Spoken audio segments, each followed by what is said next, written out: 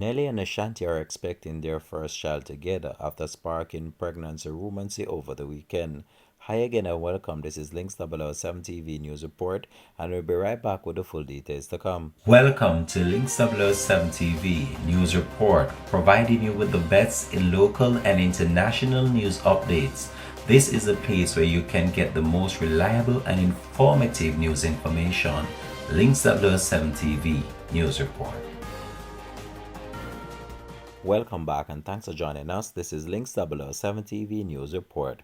Rapper Nelly and Ashanti are expecting their first child after reportedly rekindling their relationship earlier this year. Following their recent reconciliation nearly 2 decades after their first split, a source told reporters that the pair are welcoming their first baby together. While this is the 43-year-old singer's first child, her partner, aged 49, shares two adult children, Chanel 29 and Carnell 24, with his ex, Shanetta Valentine. During recent events, Ashanti raised speculation that she may be expecting by placing her hand on her stomach as if she was cuddling a baby bump.